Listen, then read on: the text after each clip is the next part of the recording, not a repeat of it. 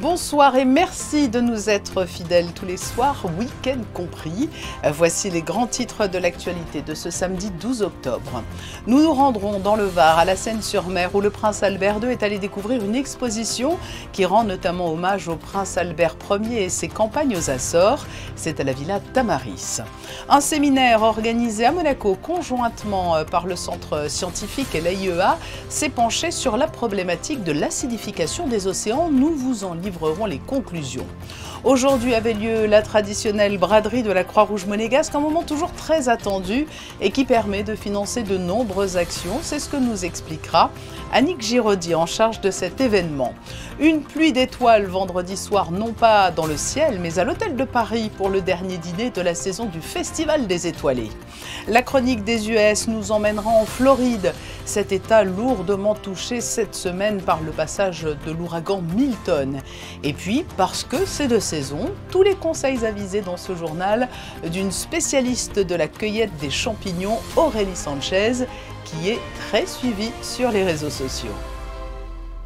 Mais tout de suite donc, rendons-nous dans le Var, à la Seine-sur-Mer, où la Villa Tamaris accueille une exposition dédiée à l'archipel des Açores. Elle met en avant l'histoire commune que ces îles partagent avec la principauté, à travers notamment la personne du prince Albert Ier.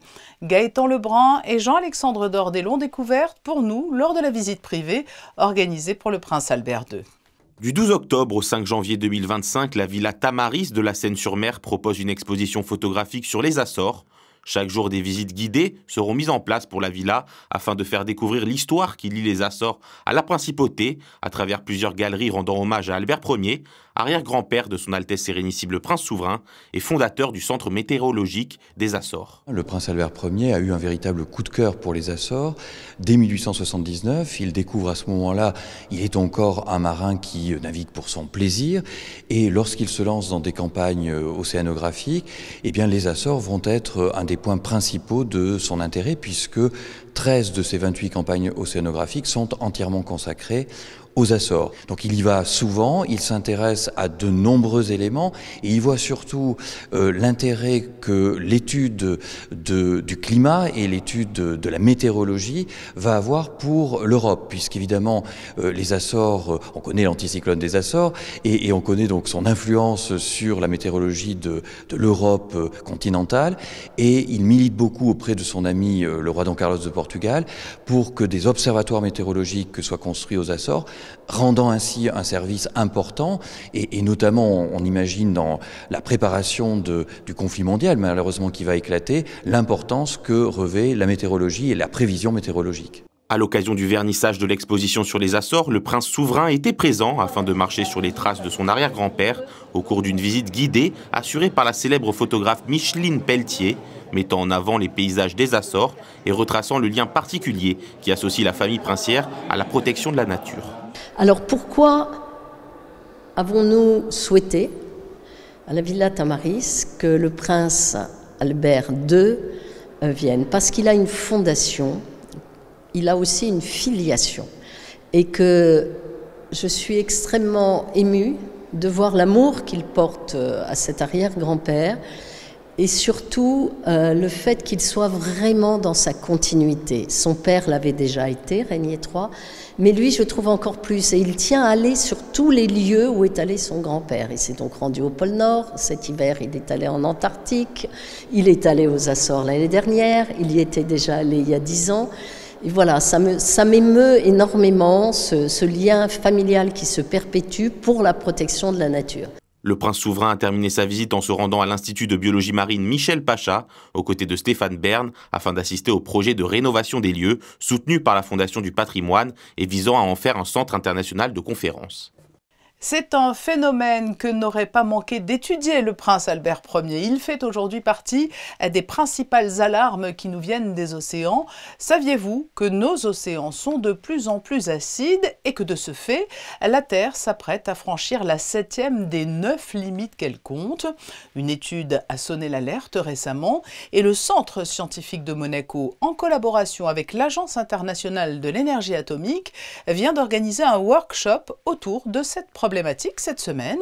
Les scientifiques réunis ont rendu leurs conclusions hier sous l'œil attentif du prince souverain. Les explications de Sarah Inkari sur des images de Jean-Alexandre Dordet. L'acidité de l'eau a augmenté de 30% en 100 ans et c'est une mauvaise nouvelle pour la plupart des créatures de l'océan. En effet, beaucoup d'entre elles sont sensibles au changement de l'acidité de leur habitat, même les plus subtiles. Certaines espèces disparaissent, donc la biodiversité en général marine va diminuer avec des conséquences aussi pour des choses qui sont importantes pour nous, à savoir la pêche et les autres services qui sont procurés par l'océan. Donc en gros, pas mal d'espèces sont impactées, en particulier les coraux par exemple, et les huîtres. Mais en général, on peut dire que tous les écosystèmes marins sont impactés négativement par l'acidification.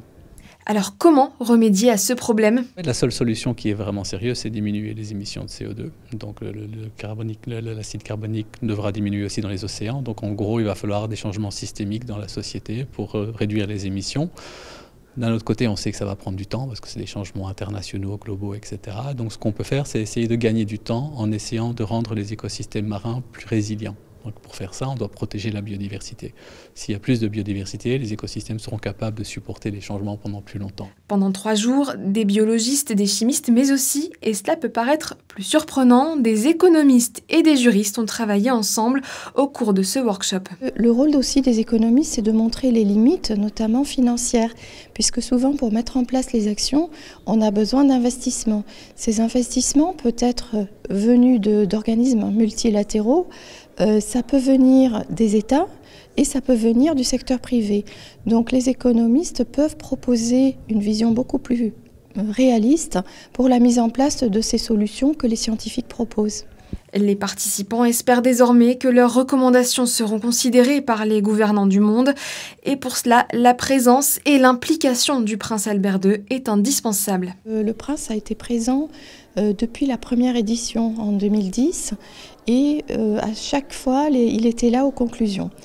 L'avantage, c'est aussi qu'il nous prend nos messages et il les porte jusqu'au plus haut niveau, notamment aux Nations Unies, dans les COP, toutes les négociations internationales auxquelles nous, scientifiques, on n'a pas réellement accès ou on n'a pas le même pouvoir de persuasion. L'urgence est là et à ce rythme, l'acidité risque de doubler dans les 100 prochaines années. C'est un rendez-vous que certains ne rateraient pour rien au monde à la recherche de bonnes affaires, mais c'est un rendez-vous surtout très important pour la Croix-Rouge monégasque qui l'organise. La braderie annuelle s'est tenue aujourd'hui et les fonds qu'elle aura permis de récolter vont être précieux. Nous sommes avec celle qui gère sa mise en place à la Croix-Rouge monégasque, Annick Giraudy. Bonsoir. Bonsoir Patricia, bonsoir tout le monde. Alors cette année, la braderie 2024 n'a pas dérogé à la règle, il y avait encore beaucoup de monde dès l'ouverture.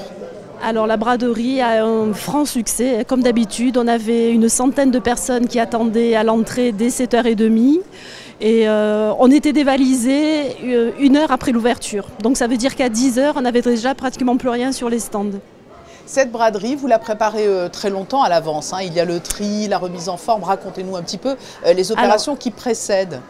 Donc il faut savoir que cette braderie est préparée 1 an à l'avance en fait. Nos dames bénévoles du service social vont commencer déjà dès lundi à trier pour la braderie de l'édition 2025. Voilà, c'est vraiment un travail de longue haleine. Il faut savoir que là, on avait 650 cartons, plus les meubles que nous avons sortis de différents locaux que nous avons en principauté et qui font des rotations depuis mercredi avec notre équipe logistique. Combien de bénévoles au total sont déployés sur cette manifestation ? Alors aujourd'hui, il y a 190 bénévoles, toutes sections confondues, qui sont sur les stands, à la sécurité, à la logistique, à la buvette, sur les ateliers enfants. Ils sont un petit peu partout. Oui, parce que c'est une véritable petite ruche. Il n'y a pas que la vente de ces produits de seconde main. Alors il y a des stands de toutes sortes, effectivement. Nous avons des livres, des DVD, du linge de maison, des chaussures. Nous avons du grand luxe, nous avons des vêtements femmes, vêtements hommes, nous avons des meubles, nous avons du sport, nous avons un stand enfants où il y a des jouets, du matériel de puériculture, un petit peu de tout. Oui, c'est un petit peu aussi une fête que propose la Croix-Rouge monégasque et il y a vraiment des affaires immanquables.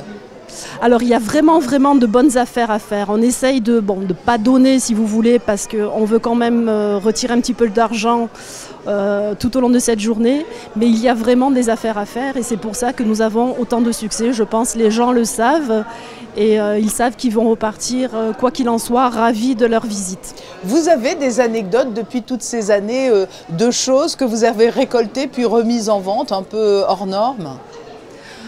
Écoutez, alors on a des canapés, on a des sacs de grandes marques. Là, cette année, on avait un stand de très grand luxe, vraiment magnifique, hein, avec beaucoup de belles marques.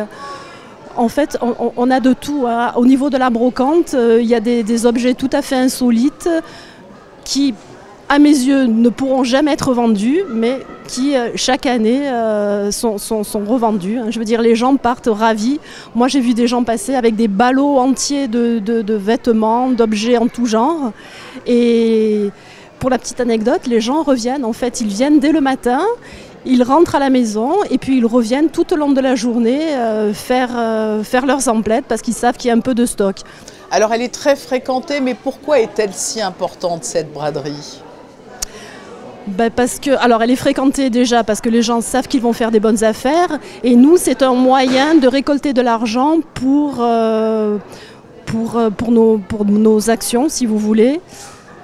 Alors cette année il n'y a pas de projet particulier donc ça sera reversé pour les œuvres de la Croix-Rouge donc les gens qui viennent chez nous pour des aides financières. Et il y a des années où c'est financé pour un projet un petit peu particulier, style l'achat d'un véhicule, l'achat de quelque chose de bien particulier qu'on nous demande. Mais cette année, ça sera intégralement reversé aux œuvres de la Croix-Rouge. Oui, donc c'est vraiment l'occasion aussi de contribuer à sa manière, à sa façon, à une belle cause. Tout est parti, donc il n'y aura plus rien à l'issue de cette journée de samedi, mais vous nous l'avez dit, hein, et c'est ma dernière question, vous allez vous y remettre dès lundi. Voilà, exactement. Nos dames bénévoles, dès lundi, vont recommencer à trier pour l'édition de la braderie 2024. Est-ce qu'il est important de lancer un appel aux dons parce que les gens ne savent peut-être pas forcément qu'ils détiennent chez eux des choses dont ils veulent se débarrasser et qui pourraient être importantes pour cette action de la Croix-Rouge ? Bien sûr, absolument. Nous sommes preneurs et tout au long de l'année de vêtements, de meubles, de linge de maison, de brocantes, de tout ce que les gens n'ont plus à faire à la maison. Nous les reprenons bien évidemment. Merci Annick Giraudy d'avoir partagé avec nous tous les secrets de la grande braderie de la Croix-Rouge. Voilà. Merci beaucoup. Merci à vous. L'apothéose du Festival des Étoilés avait lieu hier soir avec le gala de clôture organisé dans la somptueuse salle Empire de l'Hôtel de Paris. Le souverain ainsi que de nombreuses personnalités dont Charles Leclerc étaient présents à cette soirée prestigieuse. Sarah Inkari et Hugo Comassa y ont assisté. Dans leur plus belle tenue, les convives se sont prêtés au jeu du photocall aux côtés des 4 chefs étoilés du festival. Alain Ducasse, Marcel Ravin, Dominique Laurie et Yannick Aleno. Ces grands noms cumulent à eux 4 7 macarons Michelin. C'est évidemment un moment de gastronomie exceptionnel puisque les convives privilégiés que nous recevons ce soir à la salle Empire peuvent dans un seul repas profiter de 4 stars de la cuisine, 4 chefs étoilés dans un resort qui est déjà le plus étoilé d'Europe avec 7 étoiles mais dont nous avons l'objectif encore dans les prochaines années de progresser, de gagner encore quelques étoiles pour en faire le resort le plus étoilé du monde. Le menu est un savant mélange des inspirations des 4 virtuoses qui proposaient par exemple ces blinis au caviar en guise d'amuse-bouche, des mets d'exception qui ont été accordés à des vins d'exception à l'occasion du 150e anniversaire des caves de l'Hôtel de Paris. Nous avons mis à l'honneur de grands vins, de grands crus qui vont être associés à ces plats exceptionnels. Car voilà, c'est pour nous important. Nous avons la plus grande cave d'hôtel du monde. Nous avons 350 000 bouteilles. Nous investissons énormément en ce moment pour complètement refaire les caves. Et à partir du printemps prochain, on va offrir à nos visiteurs privilégiés une visite absolument exceptionnelle de ces caves avec des choses incroyables. Un petit musée notamment constitué autour de vins et de liqueurs incontournables, incroyables. Par exemple, Nous avons 2 bouteilles que Napoléon Ier a offert à son fils à la naissance du roi de Rome. Donc tout ceci sera à voir pour nos meilleurs clients à partir du printemps prochain. Pour rappel, la recette gagnante de ce festival est toujours la même. Les chefs résidents invitent des chefs étrangers à Monaco pour imaginer des dîners à 4 mains, des duos toujours plus éblouissants, édition après édition. Nous vous en parlions dès jeudi dans le journal après une nuit apocalyptique pour les habitants de Floride. Cet État a connu 2 importantes tempêtes en l'espace de seulement 2 semaines. Dernière en date, l'ouragan Milton qui a frappé le sud-ouest de la péninsule mercredi soir. On fait le point avec notre correspondante aux États-Unis, Alexandra Pani. Bonsoir Alexandra, la Floride panse ses plaies. Bonsoir Patricia. Effectivement, depuis 15 jours, les habitants de Floride connaissent un véritable chaos.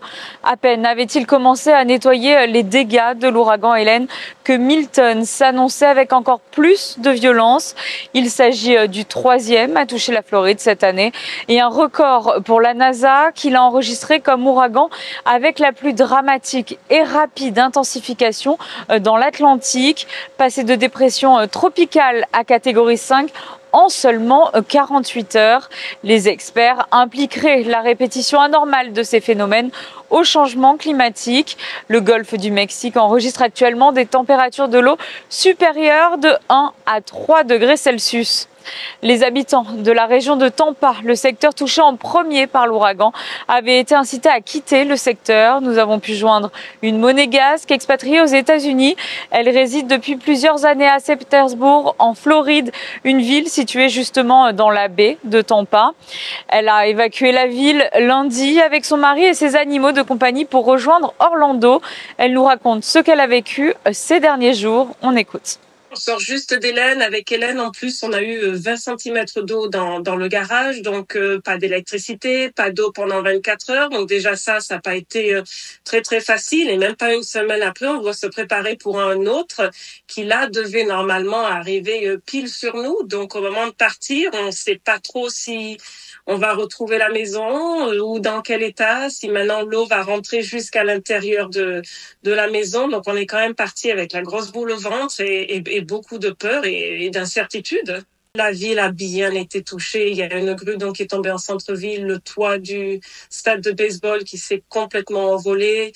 Il y a les ponts aussi pour aller jusqu'à Tampa qui sont encore fermés. Il y a quand même de gros dégâts et surtout c'est coup sur coup avec tous les débris encore d'Hélène qui n'avaient pas été nettoyés. Donc c'est pas simple. C'est vraiment du coup sur coup et c'est très dur. Comment est-ce qu'on se prépare? Qu'est-ce qu'on prend avec nous et comment on prépare la maison? Le principal, vraiment le principal, les papiers très importants, des affaires pour une semaine, évidemment la nourriture des animaux, la boîte à bijoux et quelques photos. Mais bon, on peut malheureusement pas prendre énormément. Pour la maison, on a fait de notre mieux. On a un étage par chance, donc on a monté beaucoup de meubles à l'étage, beaucoup de bibelots aussi, plein de choses sur les comptoirs, la cuisine où on essaie de mettre un maximum en hauteur. On a mis les meubles aussi dans des grandes bâches en plastique, en espérant que si une fenêtre casse ou s'il y a l'eau, d'essayer de sauver un maximum. Personne n'a eu le temps de se remettre d'Hélène, où il y a de tout encore dans la rue. Il y a les piles de meubles de cuisine, des canapés. Il y a de tout sur les trottoirs parce que la ville n'a malheureusement pas encore eu le temps de nettoyer après Hélène. Donc ça aussi, ça fait peur à tous les habitants. On croyait qu'avec le vent, tout ça allait voler. Apparemment, ça va, mais c'est quand même fatigant et très stressant. Vous l'avez entendu, beaucoup de stress et d'inquiétude et maintenant place à la reconstruction. Les villes impactées vont garder de longs stigmates de ces 2 tempêtes. De retour dans la région et sans transition aucune, en cette période, nombreux sont ceux qui se livrent à une véritable chasse au trésor dans les forêts avoisinantes de la Principauté. C'est le moment de se lancer à la recherche des champignons qui poussent en nombre et pour nous aider et nous distiller de précieux conseils avant de partir à la cueillette aux champignons, nous sommes avec l'une des grandes spécialistes en France des champignons. Elle est diplômée, enseignante, guide et parcourt les forêts, accompagnée par de petits groupes avec lesquels elle partage sa passion. Sa page Instagram Champignons Sauvages compte des milliers de followers.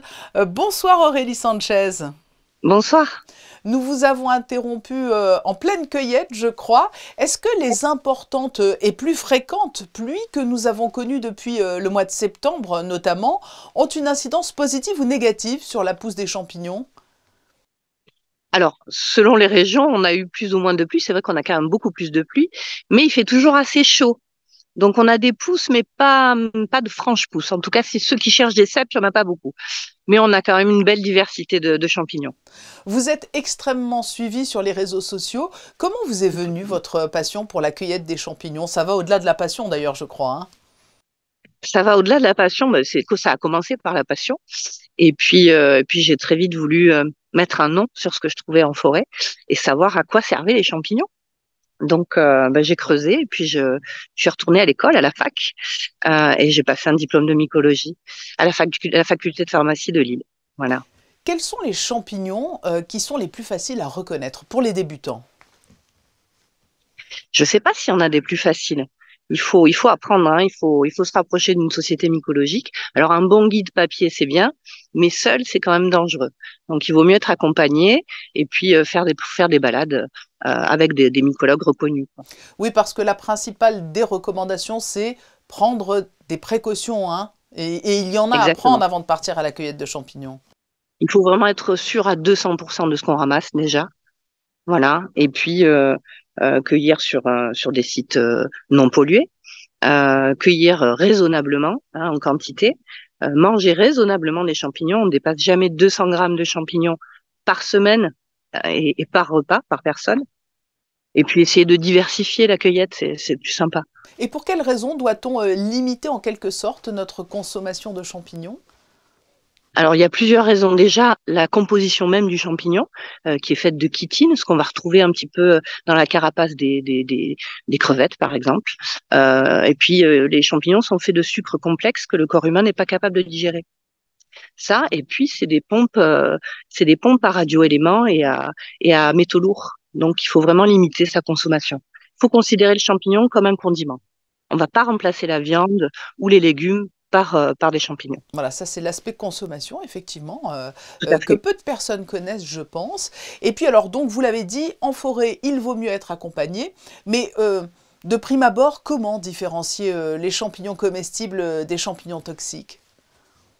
Il n'y a pas de secret, il faut apprendre. Il faut vraiment apprendre et puis apprendre à ramasser, à observer. Il faut vraiment observer les champignons, il faut sentir, il faut toucher, il faut goûter. Donc on peut goûter tous les champignons du moment qu'on recrache. Voilà, un champignon, même mortel, si on le goûte et qu'on recrache, il n'y a pas de risque de toxicité. Mais vous l'avez dit, voilà, hein, mais... ce qu'il ne faut pas oublier, c'est qu'il y a l'aspect mortel. Est-ce qu'il y a des applications ou des livres que vous recommandez pour apprendre à identifier les champignons? Alors, je ne vais pas recommander d'application parce que c'est sujet à grosse erreur. Par contre, des livres, il y a le guide des champignons de France et d'Europe aux éditions Belin, qui est très bien pour débuter et qui est très complet. Donc, on appelle le GEPR. Donc, c'est écrit par Guillaume Essartier et Pierre Roux. Il y a aussi aux éditions de Lachaud le guide des champignons de France de Régis Courtecuisse, qui est un petit peu plus ardu à prendre en main, mais qui est très bien aussi, qui est illustré. Le premier, c'est plutôt des photos. Donc, c'est très bien pour débuter et être accompagné, bien sûr. Et puis, on peut vous suivre sur Instagram avec votre compte Champignons Sauvages. Quelle est la période idéale de l'année pour aller cueillir des champignons? C'est l'automne? Là, c'est pas mal, là. Hein, c'est pas mal. Et votre passion, au-delà des champignons, c'est la nature, non? Comment la cueillette des champignons contribue-t-elle à sa préservation? Eh bien, alors déjà, il faut... Voilà, prendre le temps, aller à la cueillette aux champignons, c'est vraiment prendre le temps, marcher doucement, observer. Voilà, c'est communier un petit peu avec la nature, exactement. Et puis on apprend à observer. Et parfois les gens me disent mais je les vois jamais les champignons. Alors il faut marcher doucement et observer à 1 mètre autour de soi. Et puis après on ne voit que ça. On voit que ça. Nous évoquions les réseaux sociaux et vous êtes notamment une mine d'informations sur votre site Instagram. Mais on a le sentiment, là, cette année, comme pour certaines destinations qui ont été complètement envahies suite à leur présence massive sur les réseaux sociaux, là, on a le sentiment depuis quelques semaines que les champignons, les cèpes notamment, sur des réseaux tels que TikTok, envahissent les écrans. Mais là, derrière, il y a un risque pour la nature, pour les gens. Déjà, ce que vous voyez sûrement, ce sont des gens qui vont montrer leurs grosses cueillettes. Alors ça a toujours été, ça a toujours été le cas. C'est des gens qui aiment briller sur les réseaux en ramassant des quantités astronomiques. Alors déjà, il y a une limitation. La loi autorise de ramasser 5 litres, c'est-à-dire 3 kilos de champignons, un beau panier par personne. Et ça suffit. Qu'est-ce qu'on va faire de plus après avec tout ça? Il faut limiter sa consommation. Donc, il faut être aussi raisonnable sur sa cueillette. Merci Aurélie Sanchez, en tout cas pour tous ces précieux conseils et d'avoir été notre invitée aujourd'hui, alors que c'est un week-end assez formidable pour aller cueillir les champignons. Merci de m'avoir invitée en tout cas. On l'a entendu, la météo joue un rôle important dans la cueillette des champignons. À quoi peut-on d'ailleurs s'attendre demain dimanche, Sharon Kari? Bonsoir Patricia, bonsoir à tous. Avec la pluie de ces derniers jours et le soleil qui revient demain, je répondrai que oui, c'est un temps propice à la pousse et à la cueillette des champignons. Dans le détail, quelques passages nuageux viendront tout de même couvrir le ciel, mais rien de bien méchant. Du côté des températures, elles oscilleront entre 14 et 21 degrés. Enfin, notez que nous fêterons ce dimanche la Saint-Géraud, une forme francisée du prénom germanique Gérald. Merci Sarah et merci à vous d'avoir suivi cette édition. Après les champignons, plus généralement, les produits de saison pour refermer ce journal. Les clichés de fin de JT ont été pris par Stéphane Dana ce matin sur les étals du marché de la Condamine avec, vous allez le voir, de jolies couleurs automnales. Je vous dis à demain, 18h30 pour un nouveau journal. Passez une belle et douce soirée.